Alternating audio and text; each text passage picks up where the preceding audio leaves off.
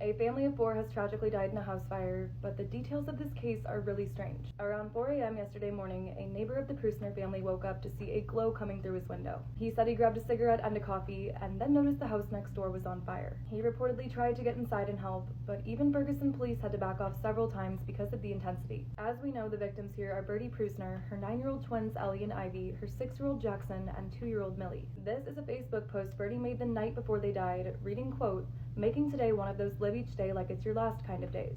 Breakfast, reptile show, soccer game, and living room camp out on the agenda, plus what other shenanigans bring us joy. Happy Sunday, thank God the sun is shining." Here is a second post, quote, "Us against the world, I'm so blessed to be their mama. They have a heart for the Lord and have overcome so much more in their little lives than they should have had to face." And finally, there is a third post, again all written the night before they died. This one reads, quote, "All my kids peacefully sleeping in my bed, curled up together, knowing they are loved so fiercely that I'd do absolutely anything for them.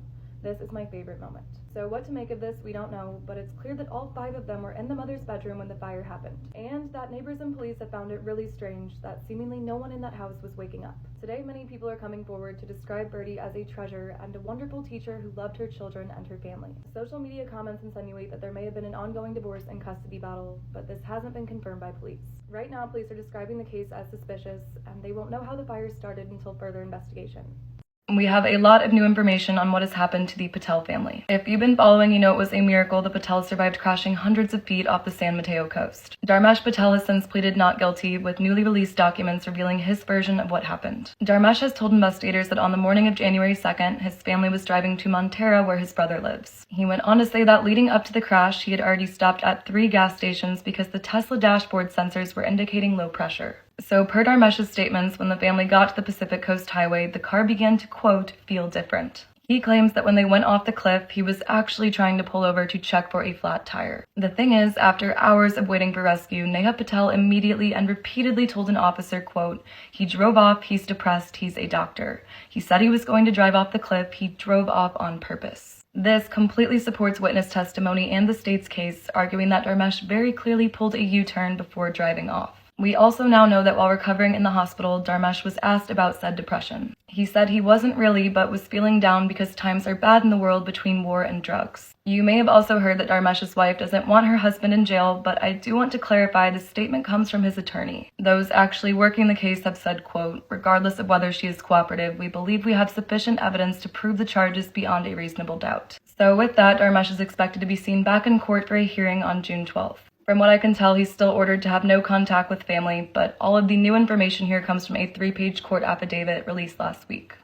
2 of the siblings in this photo stabbed their entire family with plans to kill hundreds more. Michael and Robert Bever were the oldest brothers in what appeared to be a happy homeschooled family. Their 13-year-old sister tried to warn their parents that they were collecting knives and body armor, but they brushed it off as boys being boys. We now know that on July 22nd, 2,000 rounds of ammunition were on the way to the family's home in Broken Arrow. The 16 and 18-year-olds were sick of their life, and they had a plan. They'd quickly kill their family, hide their dismembered bodies in the attic, and then go on a killing spree through Washington state. Around 11:30 that night, April Bever told her 2 teens that they needed to head downstairs to do the dishes. Their sister Krista walked in to remind them, and strangely found that their knives were laid out on their bed. Michael then asked Robert if they should do it right now, and he replied yes. With that, Krista was asked to go look at something on their computer, and as soon as she did, Robert came up from behind and slit her throat. He found that it, quote, "wasn't like on TV where you cut them once and they die." From here, the boys presumably killed their parents and then set off to search for where their 4 youngest siblings were hiding. They first found 5-year-old Victoria and 7-year-old Christopher locked in a bathroom, and horrifically, Michael knocked on the door and pretended he was about to be killed. As soon as his siblings opened the door to save him, he stabbed them 20+ times. Now, around the same time, a 911 call came in from 12-year-old Robert, who was still hiding in the bathroom. To kill him, the boys did the same horrible thing. Michael pretended he was being attacked, and when Daniel opened the door for him, he too was stabbed to death. As we know, the boys then planned to decapitate their 2-year-old sister, but before they could, police were knocking at the door. As canines surrounded them, Michael reportedly told his brother, quote, "It was a pleasure doing business with you." During police interrogations, it would become clear the boys wanted to be more famous than Columbine and did intend to go on that killing spree. The ammunition arrived at their house the following day, but thankfully it was never used. In the end, both Michael and Robert were sentenced to life, despite allegations of abuse in their family. Crystal actually survived the attack along with her 2-year-old sister, and they've been adopted by the same family. Hopefully they are healthy, happy, and healing in their new life.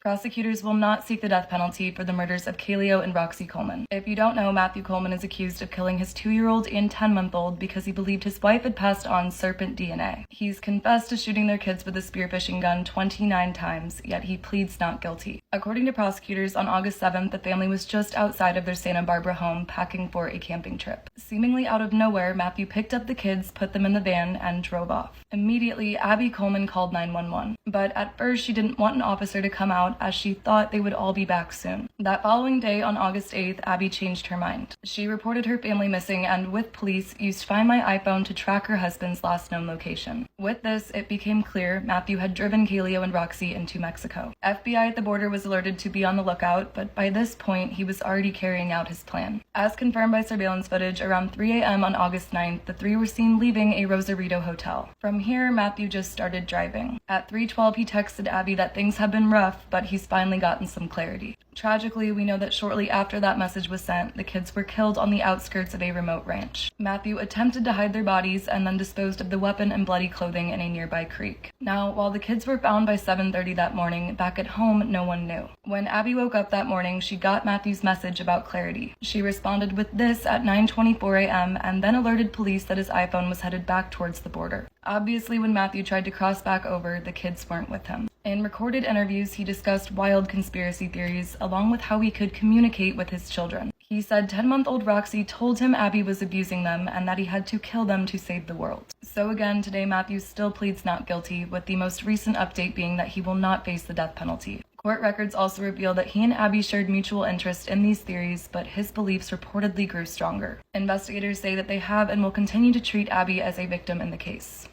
Trial has officially begun for the murder of mom of 5, Jennifer Dulos. If you've been following, you know Jennifer vanished from her Connecticut home in the midst of a years-long custody battle with her husband. She was last seen dropping her kids off at school on January 24th, but then she didn't show for her 11 a.m. doctor's appointment. Jennifer's friends ultimately reported her missing that night, with police arriving at the scene to find the floors and walls of her garage covered in blood. Now from here, police obviously caught up on the fact that Jennifer's husband was having an affair, and she was renting this house to get both she and her kids away from his abuse. They decided to obtain surveillance footage from the neighborhood, and that is when they saw something chilling. Someone had showed up to Jennifer's house on a bike that morning, and he was waiting to kill her in the garage when she got back from dropping her kids at school. As we know, over 2 hours later, Jennifer's car left the house again, but police don't think she was the one driving. They tracked her vehicle down to find it abandoned in a local park, and after checking surveillance there, they also found what appeared to be a getaway truck. The thought is that it was previously driven there to transport Jennifer's body, and with everything considered, police began tracking her husband and his girlfriend's movements. As police would learn, that same night, Fotis and Michelle were seen in the getaway truck dumping black trash bags into 30 separate dumpsters. Authorities immediately went to these locations, and they found bloody clothing, zip ties, and cleaning supplies that all had Jennifer's DNA. With that, on June 1st, Fotis and Michelle were officially charged with tampering with evidence. Without a body, there just wasn't enough for a murder charge, and they both posted bail. As investigators continued to build their case in 2019, they executed search warrants at the property where Jennifer previously lived with Fotis and the kids. There, they first found what they have come to call alibi scripts. 2 scripted documents written by Fotis and Michelle that detailed what they would tell police they did on the day Jennifer disappeared. They also found proof that the couple had paid in cash to have the getaway car professionally cleaned. There was still no body though, so in September, they were again both charged with tampering with evidence and both posted bail. From here, things were actually quiet for a few months, but come January of 2020, the couple was finally charged with Jennifer's murder. I can't begin to understand why this was an option, but for the 3rd time, they posted bail. Fotis was due to show up in court on January 28th, but he didn't, and police found him unresponsive at his house. He had poisoned himself with carbon monoxide and ultimately passed away on January 30th, 2020. That leaves Michelle and actually one of Fotis' friends to face charges in this case. Today, Michelle stands trial for conspiracy to commit murder, and while her story has changed a million times, she maintains she has no idea what happened to Jennifer or where she could be. Jennifer, of course, remains missing, and a judge actually declared her deceased earlier this week. I will keep you guys updated, but may this hopefully lead to some answers or justice in this case. This self-made millionaire was found in garbage bags at his New York condo, and there are finally updates in his case. Fahim Saleh was the technology CEO, but on July 13th, his cousin horribly found him dismembered on Manhattan's Lower East Side. The killer had fled down a back stairwell just as she walked in, with his body parts still scattered and a chainsaw plugged into the wall. As we know, when police checked surveillance footage from the day before, they found that Fahim was followed into his elevator by a man wearing a black suit, mask, and latex gloves. It's a kind of private elevator that opens up directly into its residence units, and his killer pressed the number for a higher level that he wouldn't have been able to access. He suddenly got off right behind Fahim at his unit on the 7th floor, and you could see that he falls to the ground as the elevator doors closed behind them. From here, police were able to confirm that Fahim was tased before suffering multiple stab wounds to his torso, and that whoever followed him into the elevator that day had already been in the lobby for 5 hours just waiting for him to get home. They were immediately convinced it was a professional hit, so it came as a shock to everyone when they found his 21-year-old personal assistant was using his credit card to buy his girlfriend gifts. When police looked into this further, they found that Tyrese had used that card to get all of the cleaning supplies that were found at the scene. They looked at his phone records too, and that showed that at the time Fahim would have been dismembered, he was Google searching for where to find the joints on a human body. It became clear that the only reason he wasn't still in the apartment when Fahim's cousin showed up was because the cordless saw he was using had just died, and he had to go back to Home Depot to get a charger. Within 3 days, Tyrese Haspel was charged with Fahim's murder, and actually just as quickly why he did it became clear. Fahim took Tyrese in to work for him when he was just 16, and he was trusted with all of his finances and personal matters. But in January of 2020, so 6 months before the murder, Fahim found out that he had stolen $100,000 from his accounts. He confronted Tyrese about it over email, and as you can see, he initially pretended he had no idea what he was talking about. Eventually, Tyrese did admit to stealing money, and just being the person he was, Fahim told him he wouldn't contact police. He came up with an entire payment plan for Tyrese to pay him back, never knowing he would do so with more of his money, or that he had actually stolen like $400,000. And it's unbelievable, but for years Tyrese had set up what looked to be real accounts that Fahim would be paying, and the money was actually going to him. Fahim didn't know this when he died, or that when he trusted him to come over and watch his apartment and his dog, he would have friends over and pretend it was all his own. Today, prosecutors allege that Tyrese killed Fahim because he didn't want him to find out the truth. He pleads not guilty, and it has just been revealed that he plans to argue he was mentally disturbed in the weeks around the attack. If the jury finds this to be true, he reportedly will serve far less time, and his murder charge could be reduced to manslaughter. And I haven't gotten into this, but what Fahim founded is called Godaka, and it's a rideshare company like Lyft or Uber, but for motorcycles. Whomever coined the phrase, "You can't make this stuff up," might have known the story of real-life boogeyman, Albert Fish. A slight, elderly man with grey hair, no one suspected the kindly single father of being sadistic child murderer and cannibal.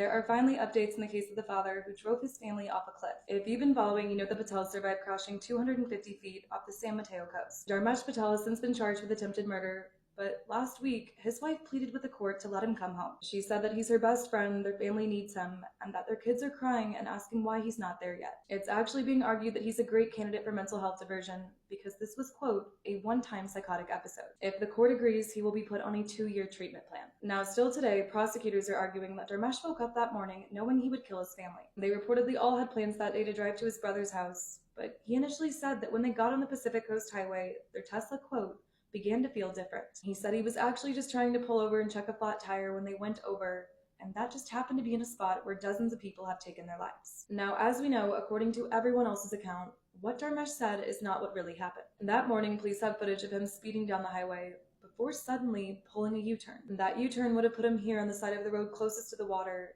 and no one saw any brake lights as he drove right over the edge. These same witnesses called 911 around 10 that morning, and first responders could not believe it when they saw movement in the back seat. Now, knowing that, an entire rope system was set up from the highway, but it actually took hours before anyone could reach the family. As soon as they were finally able to, Neha Patel reportedly just started screaming, quote, "He drove off, he's depressed, he's a doctor.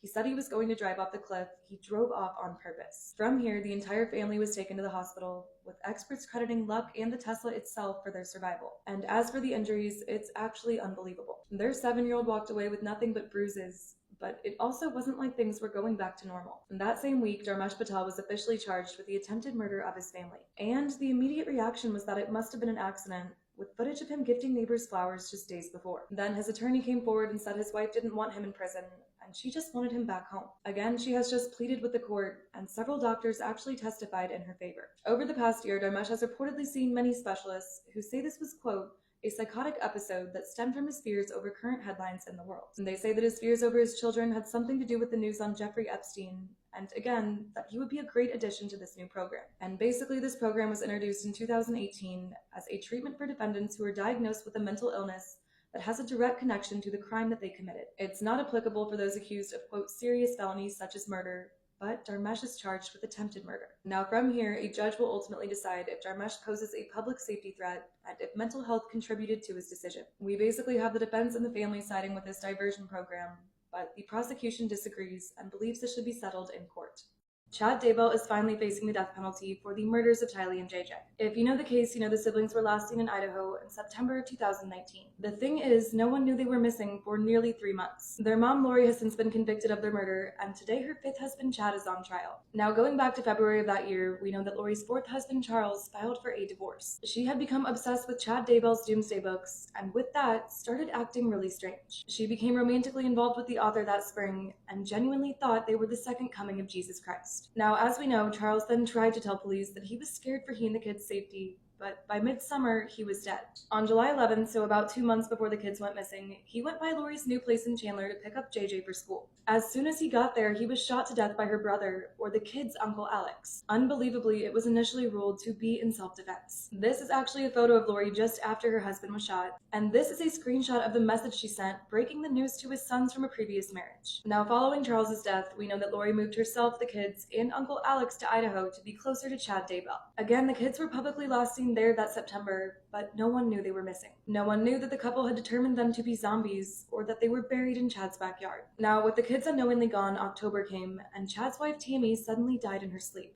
It reportedly appeared to be natural, and therefore, he and their 5 kids decided not to perform an autopsy. Tammy was buried with no one knowing that she was actually asphyxiated, and then Chad and Lori fled off to Hawaii together. They got married on November 6th, and it was 3 weeks after that when JJ's grandparents realized no one had seen the kids. Now again, as we know, in February of 2020, Lori was finally arrested for failing to produce her children. And then, after another 4 months, police finally ascended on Chad's property and discovered human remains. They reportedly first found JJ, who was buried with a plastic covering over his head and still wearing his pajamas. Then they found Tylee, who was dismembered and burned to the point that investigators didn't think it could be a body. It was reportedly clear that Chad, Lori, and Uncle Alex were all involved. Now from here, Chad and Lori were obviously charged with murder, and more came to light about why they did this. It naturally doesn't make sense, but they reportedly believed that they were chosen to save the world, and that they had to kill these kids because they had evil spirits. Of course, on the other side, there's the belief that it was all just a scheme to be together and obtain benefits from life insurance. In May of 2023, Lori Vallow was convicted of first-degree murder and sentenced to life in prison.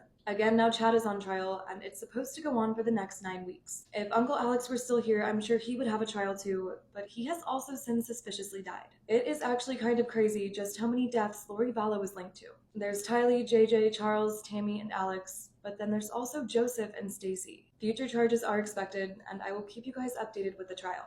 This 13-year-old girl survived an abduction that was nothing short of a nightmare. In 8th grade, Jamie always walked to her bus stop, and October 15th was no different. She couldn't have known that she'd caught the eye of this 21-year-old on his way to work, or that he decided right there that she would be the one he would take. Over the next few days, Jake would watch Jamie and her parents, but to him, it was never the right time. The lights were always on, or there were other people at their house, up until that Monday night. Around 1 a.m., Jake would drive back over to the Closses with 2 pairs of gloves, his head shaved, and the safety latch removed from his trunk. Meanwhile, Jamie was up late that night when she saw a car with no headlights pull into their driveway. She immediately woke up her dad, and then she saw him for the last time go downstairs to see who it was. Now, the next thing Jamie knew, there was screaming and a single gunshot. She and her mom actually booked it downstairs, and they barricaded themselves in the bathroom. They were huddled together in the tub and on the phone with the 911 operator as Jake worked to break down the door. Now, as we know, that door did eventually break, and Jake came in and ripped down the shower curtain. He then reportedly tied Jamie up, pulled her next to him, and horribly shot her mom in the head. From here, Jamie was dragged through her front yard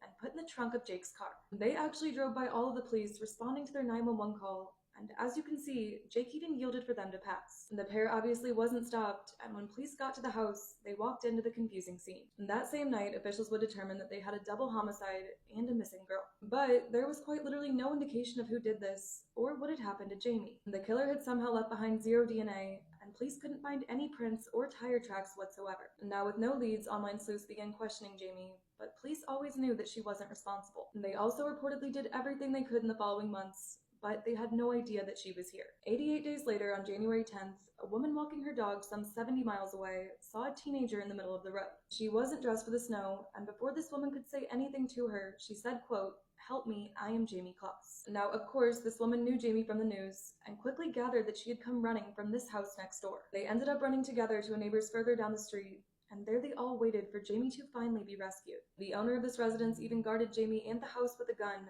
just in case her abductor came looking. Now that day, as police took Jamie to the hospital, they eerily passed another car in the neighborhood. It was Jake out looking for her after noticing that she'd escaped his house while he was out. This time police pulled him over and he told officers, quote, "I did it." With Jake in custody, Jamie went on to tell her story and those 3 months of her life. Jake spoke too, saying that he always had bad thoughts and again that he never even met her. He told police he actually thought he would get caught right away and that when he didn't, he figured he and Jamie could live a life together. He also said that he kept her under his bed for hours at a time, screamed at her, and on one occasion hit her really hard. In the end, Jake pleaded guilty and was sentenced to 2 life terms for the murders, plus an additional 40 years for the kidnapping. But more importantly, Jamie went on to receive the Hometown Hero Award for her incredible bravery. Her parents are remembered as wonderful people, and she lives with her maternal aunt now as a true survivor. Elizabeth Fritzl's father may be released from prison after being ruled to no longer be a threat to society. Elizabeth went missing just after she turned 18, and her father managed to convince both her mom and the police that she had run away. The truth was that he was holding her captive in their basement, and she gave birth to 7 of his children down there over the next 24 years. On August 28, 1984, Joseph lured Elizabeth downstairs under the guise of helping him carry a 3-by-2-foot door. His family thought he'd spent the past 6 years down there building a bomb shelter, but really, this door was the last thing he needed to seal his underground prison for Elizabeth. As she held the door frame in place for him, he shoved her inside, and he never let her back out. Up until Elizabeth was 22, she was kept in complete isolation and assaulted by her father on a daily basis. It was at this point in 1988 when she gave birth to her first 2 kids, Kirsten and Stefan, with just a pair of dirty scissors. She did her best to raise them underground, while her other siblings who you see here were able to go on vacations and live their normal lives. At 26, Elizabeth went on to give birth to her 3rd child, Lisa, and she actually didn't stay downstairs. In May of 1993, Elizabeth's mom found her in a cardboard box on their front porch. With her came a note addressed from Elizabeth explaining that this was her little girl who she just couldn't care for. Of course, Joseph was the one to place the box there, but to Elizabeth's mom, this was confirmation that she was alive and she really did run away. She took her granddaughter in and raised her with her husband, completely unaware that he was really the father. Now, about a year later, when Elizabeth would have been 27, her 4th child, Monica, showed up on the porch just like Lisa did. And then 2 years after that, baby Alexander showed up too. Altogether, Elizabeth had these 7 children in that basement, with 3 of them raised upstairs thinking their mother abandoned each of them at birth, and the other 3 held captive in the basement with her. Tragically, the 7th child, Michael, died just after he was born, and Joseph incinerated his body. As we know, in 2008, the 3 kids upstairs are teenagers, and Elizabeth is 42 years old and still with the others in the basement. The youngest with her was 5 at this point, but her oldest, Kirsten, was 19 now, and she had never seen the sun. She became incredibly ill that spring, and for the first time ever, Joseph agreed that she seriously needed medical attention. On April 19th, Kirsten alone went to the hospital with Joseph, and he told medical staff that his missing daughter had just left her with him. She had life-threatening kidney failure, and it was clear that she had never seen a doctor in her life. The staff became suspicious, and they ultimately contacted police. With this report, authorities broadcasted a public appeal for the missing mother to come forward and provide Kirsten's medical history. And then, possibly in a panic, Joseph suddenly released her and the 2 other kids from the cellar. He told his wife that after 24 years, Elizabeth had decided to come home. After being let out, Elizabeth got Joseph to take her to the hospital, and one of the doctors tipped off police that she was there. Joseph was arrested on hospital grounds, and Elizabeth refused to say anything until she was promised that she would never have to see him again. They also gave the kids DNA tests, and they were able to confirm all 6 of them were Elizabeth and her father's children. In 2009, Joseph was sentenced to life, with the possibility of parole in 2024. Again, unbelievably, new psychiatric reports have just ruled that he is no longer a threat to society. And for those wondering about the kids, they, quote, have new identities and are living with Elizabeth in an undisclosed location in Austria, only known as Village X. They're reportedly free and back together, but each have their own struggles adjusting to society. Sometimes true for stranger than fiction. The case of Richard Trenton Chase is a story which even the most depraved horror writer would struggle to create. Over the course of 4 weeks spanning across 1977 and 1978, Richard Chase took the lives of 6 innocent victims in Sacramento, California. His murders gradually progressed in violence, beginning with drive-by shootings and culminating in acts of cannibalism. More than 50,000 hours have now been spent searching for Sierra Lamar. If you know the case, you know Sierra was taken from her bus stop in Morgan Hill, California. It was already a tough year moving there after her parents' divorce, but she actually had plans that morning to exchange makeup with a new friend before school. She last posted this selfie at 7 a.m. after getting dressed, with her mom already having left for work. As we know, Sierra would have headed out about 10 minutes later for the unmarked bus stop just for her. It was about a half-mile away, but completely surrounded by farmland, and as you can see, kind of in the middle of nowhere. Her bus came by at 7:25 that morning like it always did, but this time the street was empty. Now, come early evening, Marlene came home from work and, of course, couldn't find Sierra anywhere. The initial thought was that maybe she'd gone out with friends, but after calling around, she learned that she was absent all day. Marlene immediately reported her youngest daughter missing, as she would have done like 10 hours before. Now, from here, police finally began their investigation, but while they initially found that Sierra's phone was dead, it suddenly started turning on and off at 3:45 a.m. It's believed that water from the ground tricked the phone into thinking it was charging, and after tracking the pings to a nearby field, officers found it. It was reportedly clear it was thrown out of a moving vehicle, confirming everyone's worst fears. With thoughts of foul play, officers then began to look at offenders in the area, including 250 of them in a 5-mile radius, and Sierra's father. They had reportedly cleared him and were in the process of clearing everyone else when they got their next lead. On Sunday morning, they found more of Sierra's belongings. In a cactus on another nearby property, there was Sierra's pink and black juicy backpack that she left the house with Friday morning. Even worse, when officers opened it up, all of her personal belongings were inside. This included all of the clothing and undergarments she had been wearing that day, leading everyone to believe that at this point, they may be looking for a body. From here, officers searched 300 square miles in hopes of finding Sierra. Nothing came of it, but after 3 more weeks, DNA tests would reveal that 21-year-old Antolin Torres was a match. He was actually never prosecuted for his felony assault charge, so it was just chance he was in the system. As police would learn, Antolin lived 7 miles away in Maple Leaf RV Park with his toddler and his pregnant wife. Officers went to talk to him right away, but when asked if he had a connection to Sierra, he, quote,